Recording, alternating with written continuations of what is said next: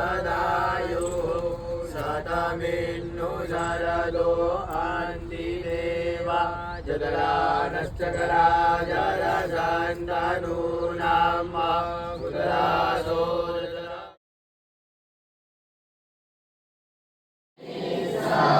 Good morning children. કેમ છો બધા? મજામાં છો? Very good. વધારે મજામાં છો છે? ગણિત, અંગ્રેજી, ભૂગોળ એ બધું ભણવા લાગ્યા અને પછી ધીરે ધીરે નક્કી થયું કે ભાઈ તમારી સાથે બહુ મજા આવે છે કે બીજું કંઈ કરવું નથી, બાળકોને ભણાયા જ રાખવા છે. તમે બેસી જાઓ. રાખવાનું ચાલુ કર્યું. બધું કીધું કે ટોયલેટ ચાલુ નથી તો ટોયલેટ બનાવી આપ્યું. કોઈ કીધું કે સ્માર્ટ ક્લાસ કરી આપ્યું. એવી રીતે આખી સેવા ચાલુ થઈ. ભાગવત ઋષિ છે ને, એ મારા ગુરુ છે. એમની પાસે હું ઘણી સારી વેલ્યુ શીખેલો છું અને આજથી 10 વર્ષોથી મારા મિત્ર છે. એટલે મારી ખાસ આજે રિક્વેસ્ટ હતી કે જેના લીધે અમે આ યુવા આશ્રમ નામની સંસ્થા જેમાં આવી 6000 સ્કૂલોમાં સેવા કરી શક્યા છીએ એવા અમિતભાઈ શાહ આપણી સાથે નવા વર્ષમાં આવ્યા છે. મારા પપ્પા બી છે, મારા ગુરુ બી છે. એટલે એકવાર એમના માટે જોરદાર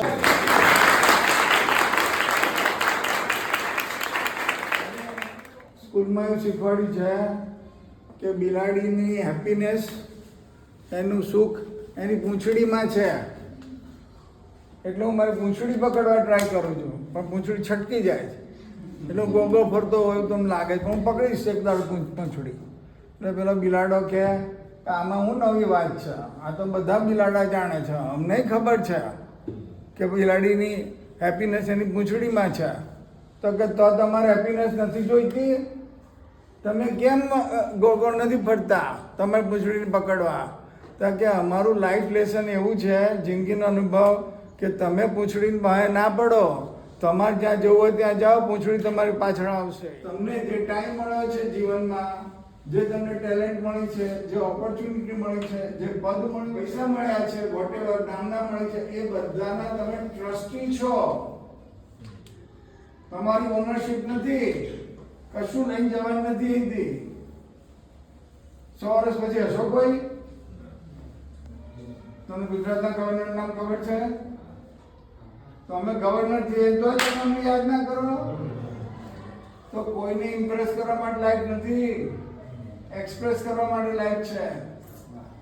2005માં એણે યુવાન સભા શરૂ કર્યું ને, પછી 2006માં એણે મોદીજીને બોલાયા. એ વખતે મોદીજી સીએમ હતા અને આનંદીબેન શિક્ષણ પ્રધાન હતા. એટલે મને કહે કે અમને ઇન્વાઇટ કરવા. મેં કોઈ આવતા હશે તો કે તમે જ શીખવાડ્યું છે કે પ્રયત્ન કરવાનું શું જાય છે. તેણે ઇન્વાઇટ કર્યા, પેલા આ પાડી દીધી તમે આવીશું. એટલે પછી એ તો કર્ણાવતી ક્લબમાં ગયો કે મોદીજી આવવા માંગે ચીફ મિનિસ્ટર અને આપણા આનંદીબેન, તો તમે મને હોલ આપશો? તો કે હા, પણ કે મારી પાસે પૈસા નથી. તારે હવાઈ એ લોકો આવતા પૈસા લેતા શું અમે? પછી એણે કહ્યું કે ભાઈ અમારે તો એવું છે કે બધા સાંજે આવે એટલે ડિનરનું કંઈક કરશો? તો કે હા, આ બધા લોકો આવતા તો ડિનર તો કરીશું જ ને, અમે કરી દઈશું. કે ચિંતા ના કરો, તમે બોલાવો. પછી એણે શું કર્યું કે બધા તમારા જેવા હતા બધા કિડ્સ, એ લોકોને ત્યાં ઇન્વાઇટ કર્યા. એ લોકો આવ્યા અને મોદીજીની સામે કોઈ ગરબા ગાયા, કોઈ ગીતો ગાયા, કોઈ સ્પીચો આપી અને બધાએ આવું જ બોલ્યા કે અમે આ યુવા અનસ્ટોપેબલ જોડે ભેગા થયા પછી અમારું પણ એમ કે મનોબળ વધી ગયું છે. હવે અમારે પણ એન્જિનિયર થવું છે, અમારે પણ ડૉક્ટર થવું છે. પછી મોદીજીનો વારો આવ્યો. મોદીજી આને ખકડાયો કે તમે આ બધાને ખોટું શીખવાડો છો. તો હું બેઠો જ મેં કહ્યું ખોટું શું? ડૉક્ટર થવામાં, એન્જિનિયર થવામાં આટલું ઉત્સાહમાં ખોટું શું? તો મોદીજીએ કહ્યું કે મારે ડૉક્ટર થવું છે, એન્જિનિયર થવું છે. નહીં, ડૉક્ટર થઈને મારે દેશની શું સેવા કરવી છે, એન્જિનિયર થઈને મારે દેશની શું સેવા કરવી છે, એ ગોલ હોવો જોઈએ. તો ચા વેચતા હતા ને, એ મારી બેચના છે. 1967માં મારાથી થોડાક મોટા હશે, 6 મહિના. 1967માં હું આખા ગુજરાતમાં પહેલો આવ્યો હતો એસએસસી બોર્ડમાં.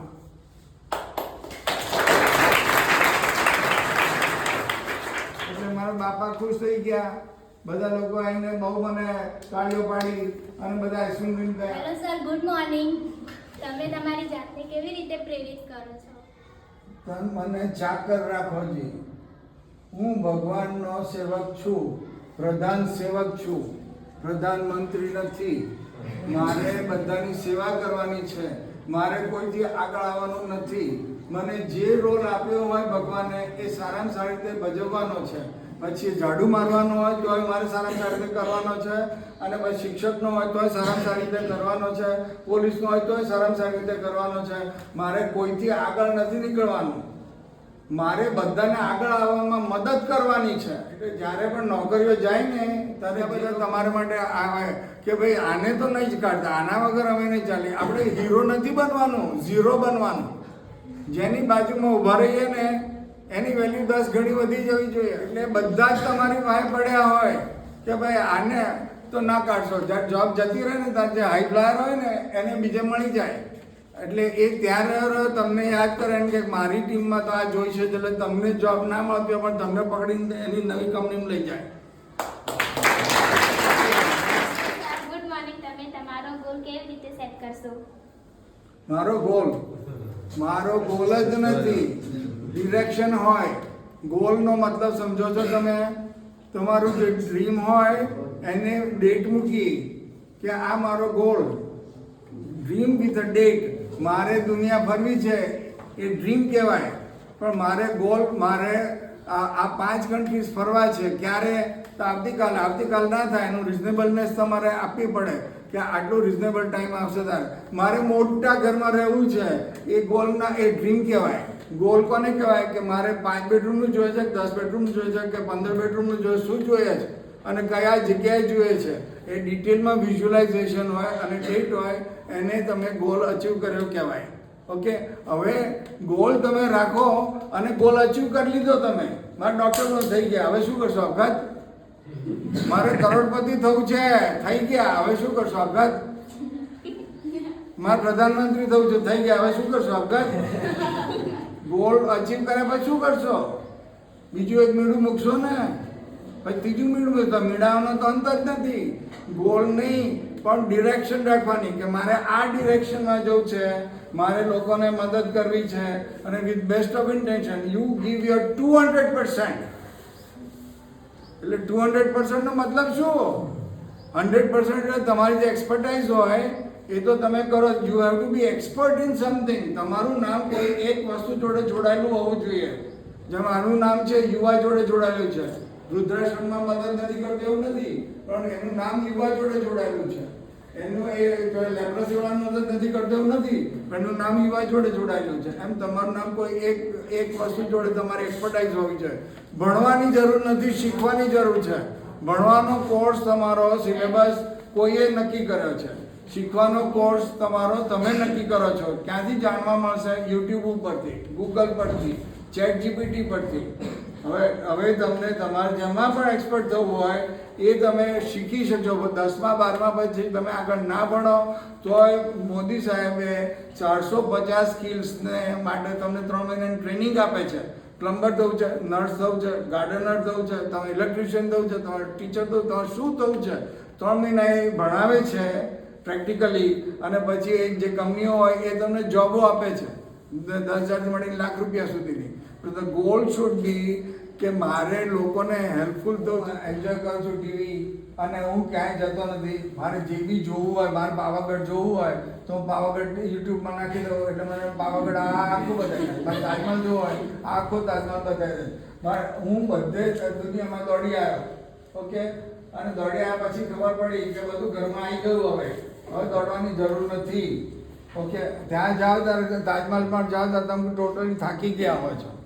એટલે તમારે ઘરની અંદર તમારો ટાઈમને કંઈ બહુ ચિંતા કરવાની નથી. ટાઈમ એની મેં ચાલ્યા જ કરે છે. તમે જ પતી જાઓ છો. ટાઈમ તો ત્યાંનો ત્યાં જ છે. ટાઈમ પસાર નથી થતો, આપણે પસાર થઈ ગયા છે. આપણે જ નક્કી કરવાનું છે કે મારે આ ટાઈમનો સદુપયોગ શું કરવો છે, કેવી રીતે હું બીજાને મદદરૂપ થઈ શકું. અને તમે એકલા બધાને મદદરૂપ ના થઈ શકો, કારણ કે તમારી લિમિટેશન હોય. એટલે તમારે જેને મદદ કરવાની કારણ તો આગળ પે અપ કરજે. હું ઘણી વાર લગભગ 15 મિનિટથી સાંભળી રહ્યો છું. એમનો એક શબ્દ છે ને, એક શબ્દ એમને જેટલું કીધું ને એમાંથી 2 થી 3 શબ્દો પણ જો આપણા માઇન્ડની અંદર ફિટ થઈ જાય ને તો આપણો ગોલ જીવનનો એચીવ છે જ. પણ બહુ જ ગજબ જવાબ આપ્યા.